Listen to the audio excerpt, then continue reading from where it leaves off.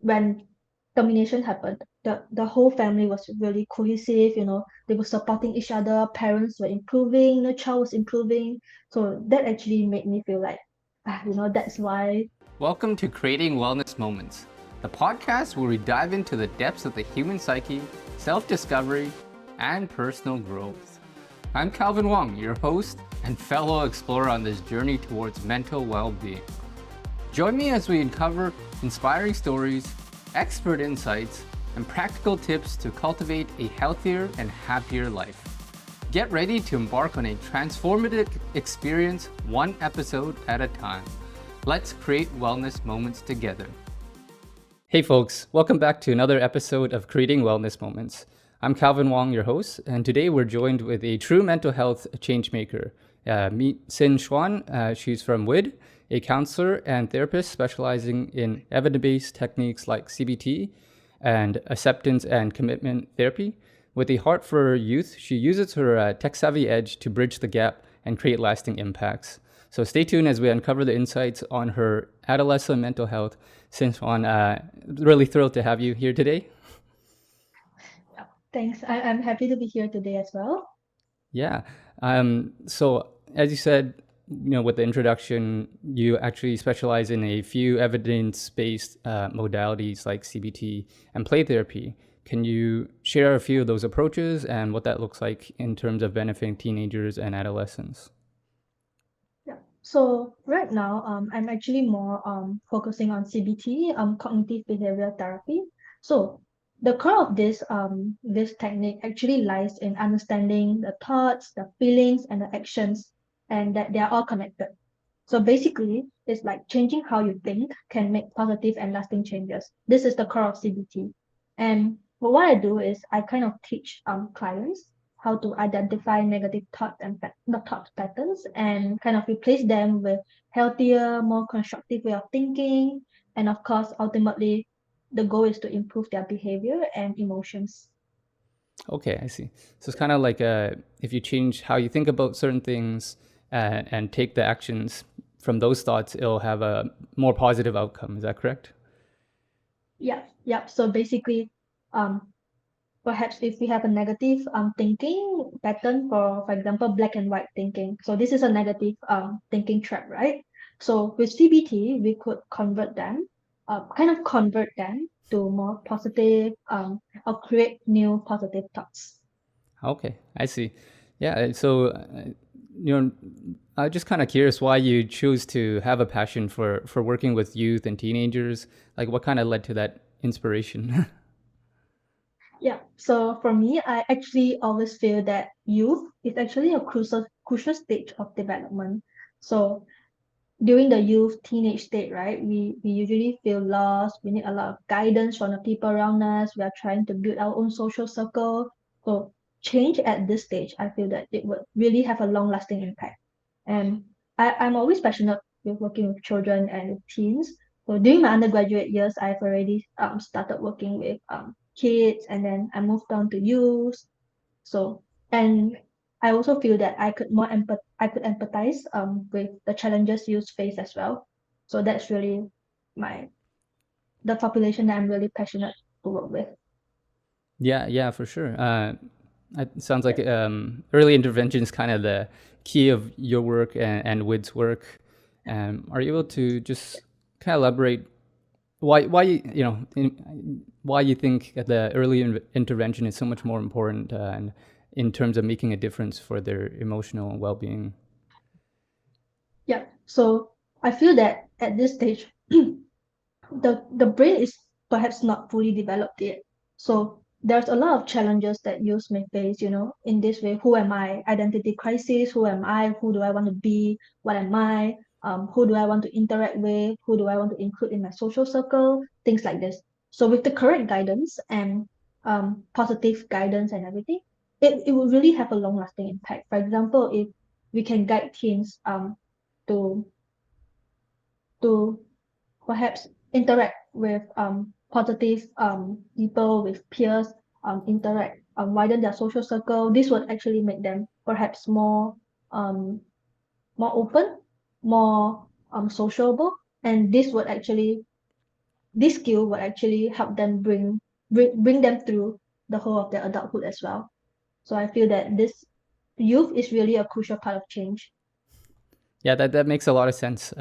I've spoken to a few people within the mental health space, and with the in terms of like adult counseling and therapy, there's a lot of talk about unlearning the things that you had in the past in order to essentially rewire your brain.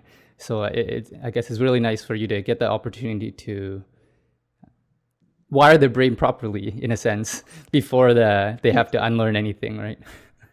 Yeah, And it's just more of an adjustment and how they view yeah, life and teaching them the right skills to navigate. Is that right?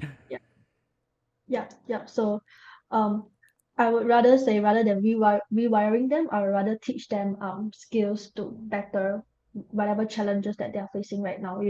Teaching them coping skills and stuff like this. So I feel that this, like I said, this is really the crucial part of change that we can inflict. Absolutely. I don't think we like, at least personally for me, I didn't get that opportunity and kind of Yeah, have to relearn now. um, that's and okay. It's never too late. exactly, as Yeah, long as you put in the work, right? Um, yeah, yeah, So, just reading a bit of your profile, you talked a bit about incorporating technology into this mental health field, and it's quite an intriguing concept. How do you see these technologies benefiting with in terms of adolescent mental health? yeah. So in my perspective, there's a lot of ways that youth these days can benefit a lot with mental health and tech. So now these days tech is so prominent in our lives, right? Everywhere is tech, Facebook, WhatsApp. So how about if we can actually incorporate tech into mental health as well? For example, if we talk about mental health literacy, the most basic ones, we could have psychoeducation materials with tech, we could have different materials for them to learn about mental health literacy, to increase their mental health literacy, where to seek help. Even sometimes stuff like chatbots can help, stuff like online learning can help increase mental health literacy and even increase like their coping mechanism. There's a lot of like YouTube videos these days about breathing techniques, a lot of stuff like this. So and also perhaps even for like chatbot anonymous chatting, right? Where you can just talk to someone that you don't know. So he will be more open, I guess, to share what you're struggling with and things like this. Yeah, just creating some outlets that have a safe space with the anonymity, as Yeah. well as I'm just a bit curious how you are able to kind of make it a little bit more engaging for them to have it kind of like an appeal factor. Yeah. So actually currently we are partnering with a company, Zola. So they actually have things like they actually have technology features like chatbots. So what they did was very interesting. They actually created a gamification, where like there are smart goals, things like this. And once you have checked in your mood, you have completed your smart goals, you have did your journaling, and then you actually gain points for it. So I feel that gamification can also be a great way in cooperation with tech and in the mental health field space to encourage students to actually seek help and things like this. Yeah, I think the Yeah. gamification aspect is quite helpful in a sense where too often in times in our life where we have a small win, we typically don't celebrate them, and we don't we Yeah. kind of brush it like it's not a big deal. And having the Yeah. gamification process, I think, really puts it in more context for us to feel good that we did achieve that thing, even though it's a small thing. But all these small Yeah. things add up into the big impact, right? Yeah. Small wins add up to big win, right? At the end Yeah, of the day. Yeah. absolutely. Um, so I could imagine it's quite tough to work with youth in terms of you also have to balance that dynamic between the child and parent. And how would you say you and Wid are able to tackle this kind of situation?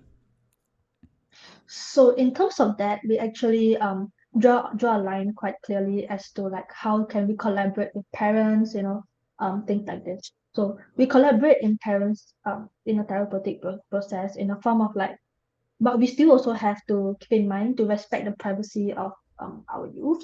So perhaps keeping parents in the first phase of the whole therapeutic process, having initial consults, what issues are they struggling with their children, their youth, getting informed consent and having feedback sessions, perhaps like every other session. So this is where we kind of involve parents as well. In terms of youth, of course, the whole process has to be youth centric, right? It has to center around youth.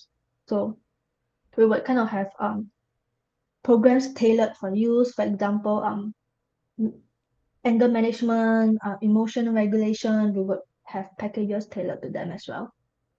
Okay, I see. And in terms of the parent involvement, is it quite personalized in a sense where how much involvement that the parents have in terms of this therapy sessions, or is it is there a standard?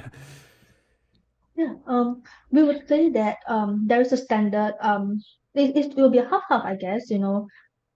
Like if the client is a minor, if the youth is a minor, and they have indicated like self-harming, things like this. Of course, parent involvement have to be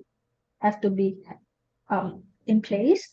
The initial consult usually we will also involve the parents, but at the same time, it really also depends on how comfortable the youth is. Sometimes youth themselves request for the parents to be involved.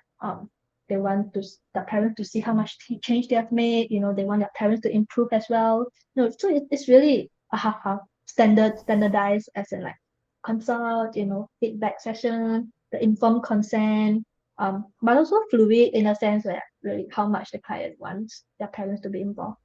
Hey there, amazing listeners. Before we dive deeper in today's insightful conversation, I want to take a quick moment to give a shout out to the driving force behind this podcast, my very own mental health focused creative production agency, Calvin Wong Media. As you know, creating wellness moments is all about exploring the depths of the human psyche and fostering personal growth. And guess what? It would not be possible if it were not for Calvin Wong Media. We conceptualize, humanize, and bring your story to life using unique storytelling techniques that engages the audience. So, the next time you're inspired by an episode or find yourself engaged in a thought-provoking conversation here, remember, that's the result of the support of Calvin Wong Media and its lovely kinds. If you're looking to amplify your message, tell your story with authenticity, and connect with your audience on a deeper level, reach out to us at calvinwongmedia.com. Now back to the conversation on creating wellness moments. Yeah, I think it's really beautiful where the kids that actually want their parents to be involved in their mental health and wellness journey. I would say that takes a lot of confidence and courage, because when I had my own personal struggles, I didn't really want to tell my parents, to be honest. Yeah. Yeah. So we really want to normalize this kind of thing. We want to normalize help seeking. We want to like encourage youth these days to like have self-care, promote their resilience, and really help seeking can really just start from talking to the people that you trust the most. And oftentimes it's really our parents, right? Yeah, absolutely. I mean, like I kind of found out the hard way personally for me, where I opened up late in the later stages of my life to my parents about my personal struggles, and they were actually really accepting. So you just never know, and I think it's worth it to take the risk to tell your loved ones when you are in a space that you need support. Yeah. So I always feel that it's really great to talk to someone, even if it's not your parents. Just talk to someone you trust. For sure. Yeah, and so I read your bio a little bit, and it seems like you have quite extensive experience in your work and including your studies. But I'm sure the road to where you are now has been quite challenging, and there probably is some struggles that you personally encountered, and maybe some personal stigmas. Can you share a little bit about those?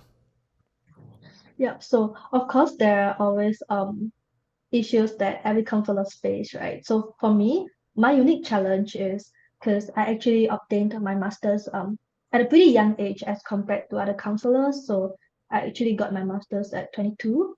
So of course, there will be doubts about how trustable are you? Who are you to counsel me who I may even be older than you? Stuff like this, questions like this. But I guess um like I said, everyone face their own challenges. So for me, I just try to do my work well. I try to follow what I have to do, follow what I have been taught. And more often than not, after one or two rapport building sessions, the clients will be like, okay, actually, yeah, actually you do have what it takes, to be um whatever you are. So that's my personal challenge. I just try to reassure them that I actually have the right credentials. I'm actually experienced as well. Yeah. Yeah, of course. So that's really how I deal with it. And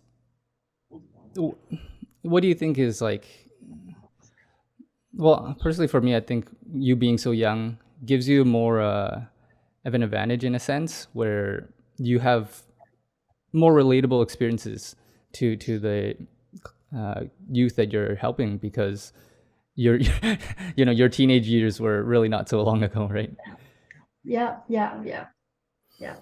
So Mm-hmm. yeah, of course, when I when I speak to clients around my age range, we could really connect well. Rapport building was relatively easier, than clients that were from a very huge age gap, perhaps too young, or perhaps yeah, usually it's too young. So there's always pros and cons working with clients around my age group. One, of course, the most evident one is that I could relate to them better. I could understand their struggles. It helps with my empathy. But of course, the cons are, like I said earlier. You are the same age as me. Who are you to counsel me, or do you really have the right what it takes? So these are really the challenges. So, but I would say it's really a balance of both. You really get huge fulfillment in helping whatever age group it is, whether it's young, it's the same, whether it's older. You really get the fulfillment when you feel that you have made an impact. So that's how I always tell myself to be who I am, to just help whatever I can and whenever I can. Of course. So since we're kind of on that topic, if you had to share just one story that just really that fulfills like your calling, essentially, you feel like, wow, this, like, I made a huge impact today, or at least with the specific youth or family that you dealt with, what would you say that one story would be? Yeah, so there's one that I can recall right now. There was one client.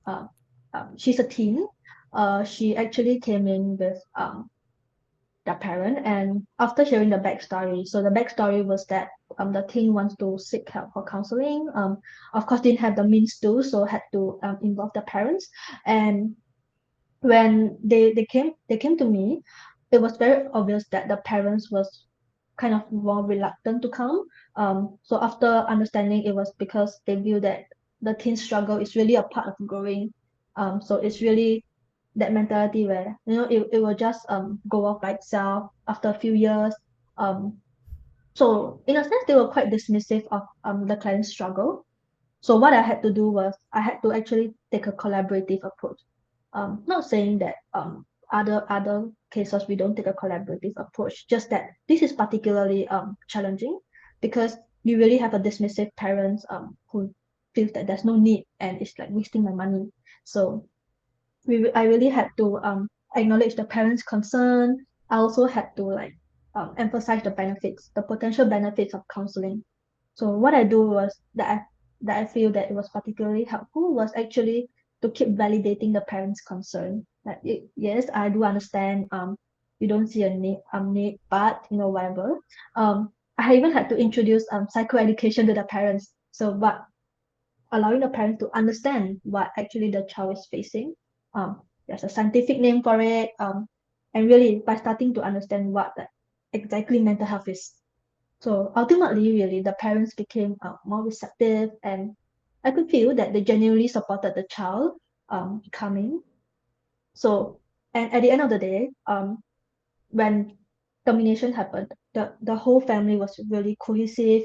They were supporting each other. Parents were improving. The child was improving. So that actually made me feel like, that's why I'm here. Things like this. Yeah. So that's just one of the story that I could think of. Yeah, I'm sure you have many more, but you tell me today in terms of the yes, this is a very good success story. I'm sure going through that journey with the parents and the child must be very difficult for you to have the patience to validate all the concerns and really entrust that this is the best fit for their child, and this is the route we should be taking, and it really just comes from the heart, right? Yeah, yeah. I'm also really glad that the parents chose to trust me at the end of the day. Trust that I'm a good fit for the child. I could help the child. So that's also really good news for me, actually. Yeah. Mhm. and And so we talked a little bit about how there's some stressors that this particular youth had to face. However, with this rapidly changing world and technology and social media, all this stuff, we live in quite fast-paced world, and there's a lot of stresses. How would you say is the best way to approach this ever-changing dynamic that we in the world we live in? So you see, there are a lot of changes in terms of mental health that youth these days are facing.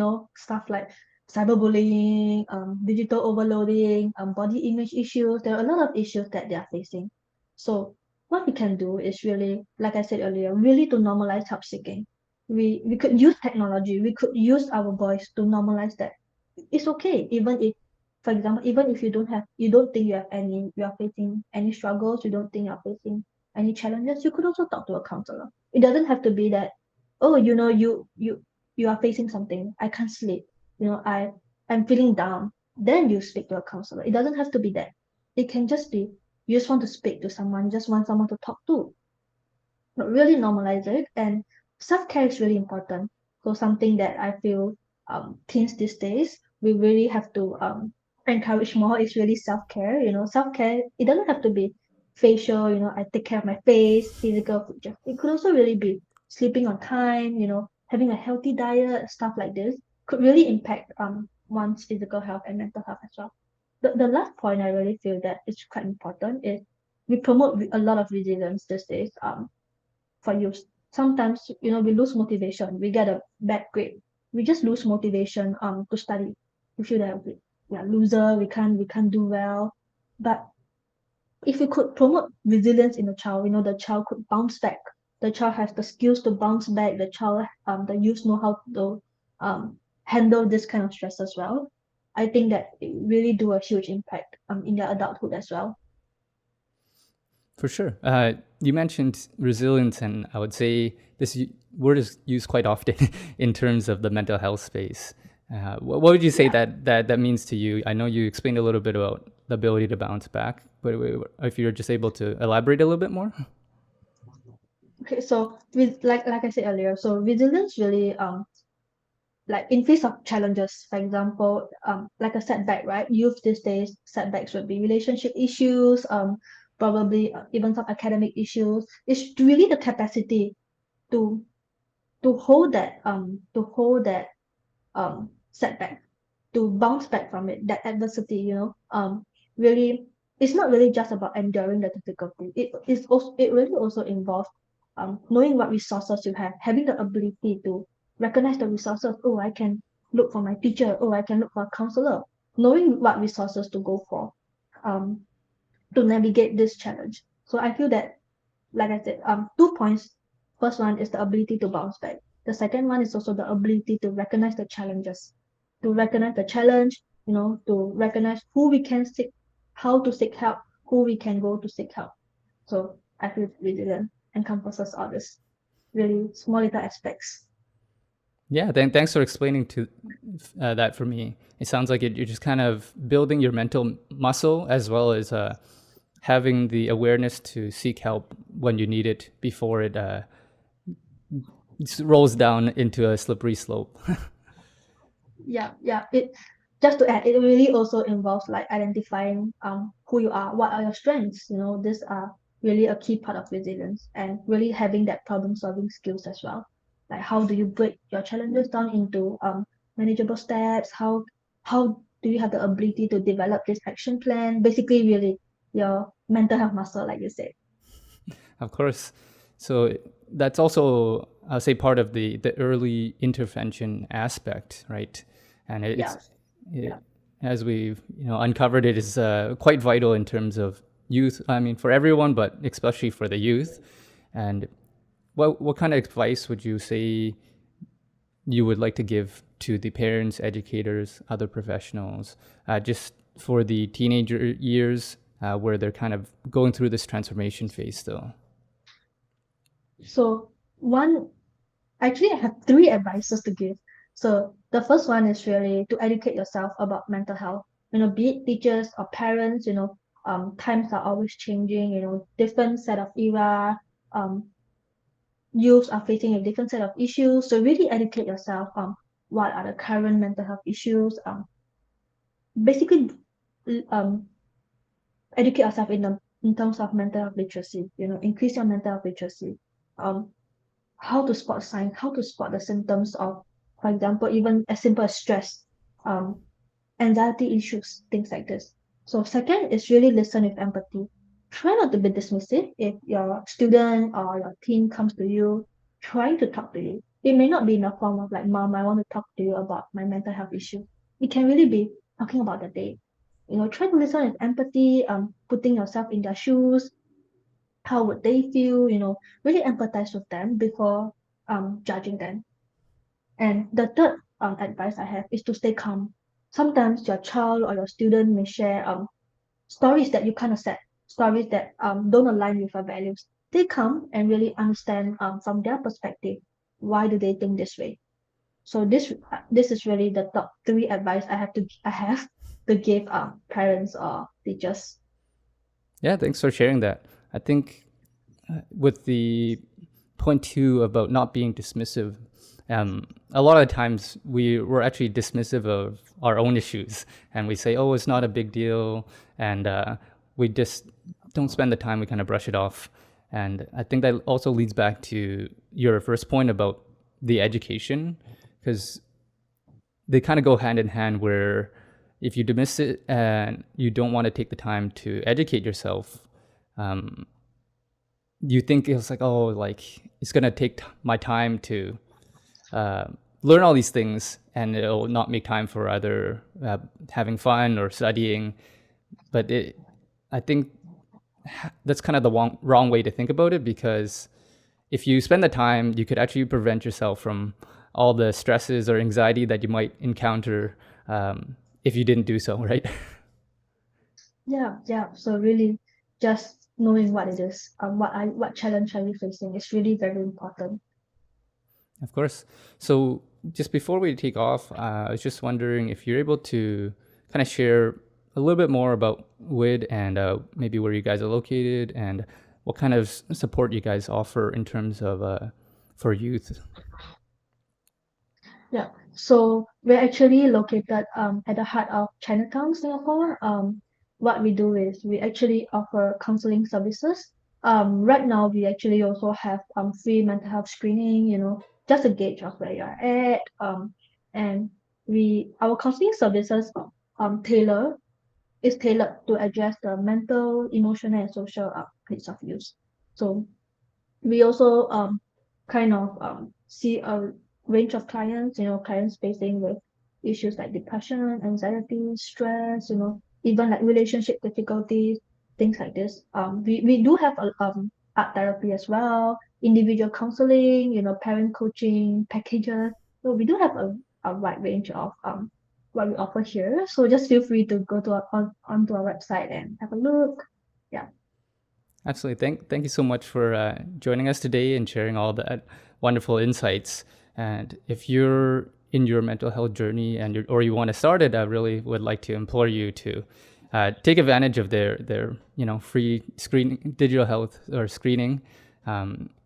It's I think it's a great way to start and really take the advantage to educate yourself better. Yeah. I believe that every child deserves to have the help that they need. Yeah. So please take help if you need. Don't be afraid. You're probably not the only one who is seeking help or who needs help. I think that's a great message. We're too often think we're alone in our situation, but you're really not. So just reach out for help. And thank you so much again for coming on the show. Let's create more wellness moments together. Yeah. Thanks for having me as well. I do hope that we really can reach out to more youth with this show as well. Yeah. Absolutely. So I'll leave all the information to it down below. So be sure to reach out. Have a great day. Thank you. Yeah. Thank you.